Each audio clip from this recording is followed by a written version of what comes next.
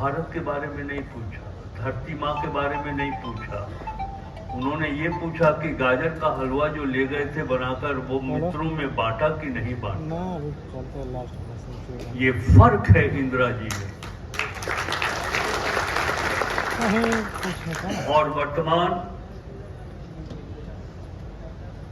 जो राजनीति का कालखंड चल रहा है, यही अंतर है। बहरहाल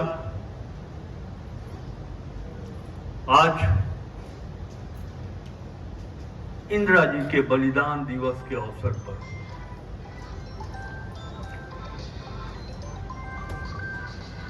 कांग्रेस पार्टी के तत्वाधान में आयोजित बलिदान दिवस कार्यक्रम, जिसकी अध्यक्षता कर रहे हैं युवा नेता प्रशांत किशोर जी और उनकी पूरी टीम,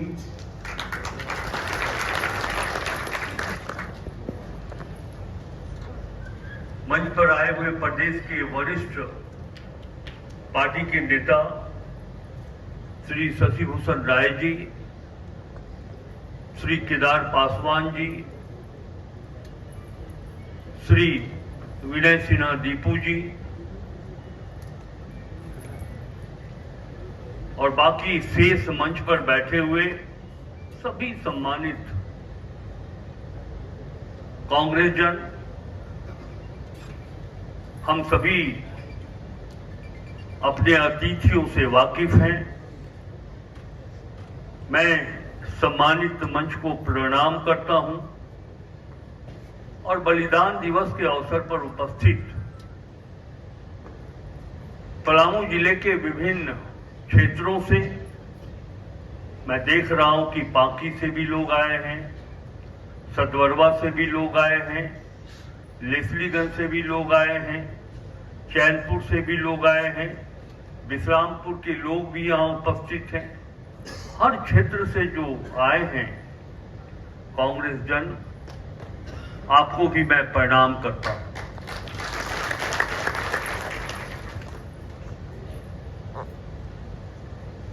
सबसे पहले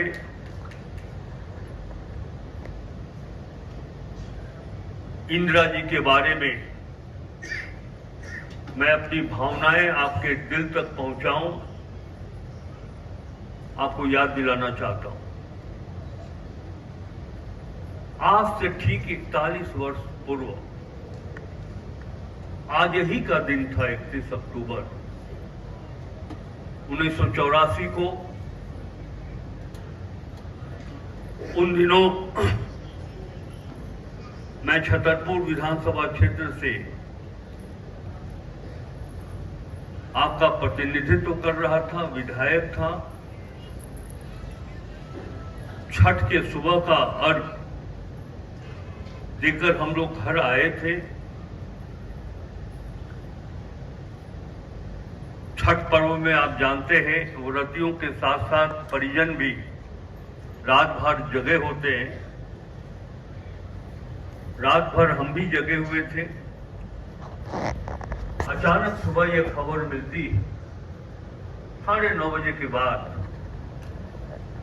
कि इंदिरा जी की हत्या कर दी गई। जहां पूरा देश मर्माहत था, किसी को विश्वास नहीं हो रहा था कि इंदिरा जी हमारे बीच नहीं। इतनी लोकप्रिय थे, एक एक भारतीयों के हृदय में इतनी रच बस गई थी, कोई मानने के लिए नहीं तैयार था कि इंदिरा जी अब इस दुनिया में नहीं। हम लोग भी सब सड़क पर आ गए थे।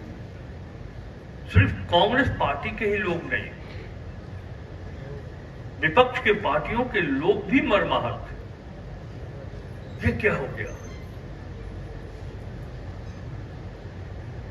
विश्वास ही नहीं हो रहा था कि इंदिरा जी की हत्या हो जाएगी।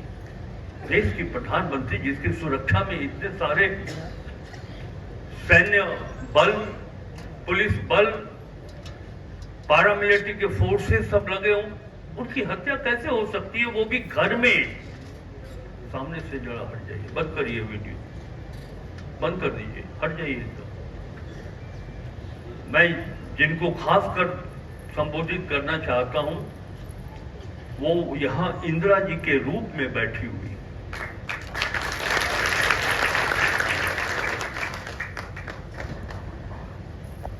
घर में खाना नहीं बना, कई छठ व्रती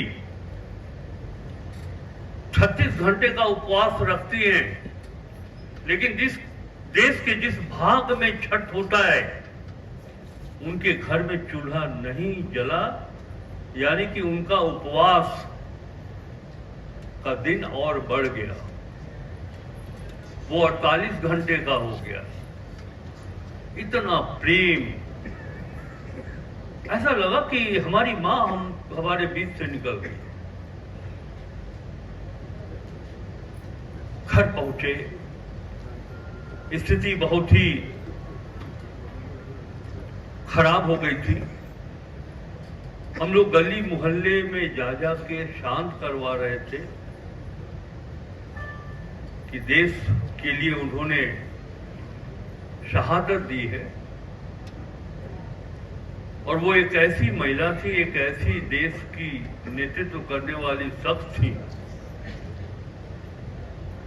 अब जो जाति पाति से हटकर धर्मवाद से हटकर जिसके नजर में गरीब, अमीर, मध्यम परिवार, हिंदू, मुस्लिम, सिख, ईसाई सब बराबर था, और उनके निधन के बाद लोग लड़ रहे हैं, लोगों का आक्रोश फूट रहा है। उस समय ये जरूरत थी कि इस स्थिति से निपटा जाए, शांत करवाया जाए। हम सभी कांग्रेसजन, जीना जी उन्होंने कहा है कि आंख का ऑपरेशन करवाए, इसलिए वो नहीं रहेंगे, अपने विचार आप तक पहुंचाकर वो निकल गए हैं। दीना जी, हम लोग सब कोई, जगनारायण पाठक जी और जो भी थे, संकटेश्वर सिंह जी विधायक, जुगल किशोर पांडे जी, सब हम लोग शहर सड़क पे आ गए कि स्थिति को नियंत्रित किया जाए। धीरे धीरे स्थिति नियंत्रित हुआ। और एक चीज हम बताएं कि हत्या के 1 महीने पहले जो केंद्रीय इंटेलिजेंस ब्यूरो होता है, खुफिया शाखा, सरल भाषा में मैं बतलाता हूं, चूंकि उसके पहले इंदिरा जी ने खालिस्तान घुसपैठी, जो स्वर्ण मंदिर में घुस गए थे आतंकवादी, तो इंदिरा जी ऐसी सख्त महिला थी और कोई नेता कदम नहीं बढ़ाना चाहता था कि उस मंदिर से, और सिखों का उससे बड़ा गुरुद्वारा, उससे बड़ा मंदिर कोई दूसरा नहीं। लोगों ने कहा कि अगर आप उस पर अटैक करवाइएगा तो एक समुदाय आपसे नाराज हो जाएगा। इंदिरा जी ने कहा कि समुदाय की चिंता मैं नहीं करता, लेकिन मेरे जीते जी आतंकवादी अगर मंदिर में, चाहे वो गुरुद्वारा हो, चाहे हिंदुओं का मंदिर हो, चाहे कोई मस्जिद हो, उसमें घुस जाए, ये हम बर्दाश्त नहीं करेंगे। ये इंदिरा जी थी। और जब ऑपरेशन ब्लू स्टार हुआ तो सेंट्रल आईबी ने एक इंफॉर्मेशन दिया कि पंजाब के लोग खालिस्तानी बहुत नाराज हैं, और हो सकता है कि इनके साथ जो सुरक्षा कर्मी जुड़े, अगर वो उस राज्य के हो, उस धर्म के हो, तो हत्या भी कर सकते हैं। और इसे देखते हुए, इस चेतावनी को देखते हुए, सुरक्षा कर्मी जो अधिकारी थे सुरक्षा के, उन्होंने क्या किया कि ऐसे लोगों को चिन्हित करके इंदिरा जी के सुरक्षा से वापस कर लिया। और जब इंदिरा जी को मालूम हुआ कि हमारी सुरक्षा में जो लोग लगे हुए थे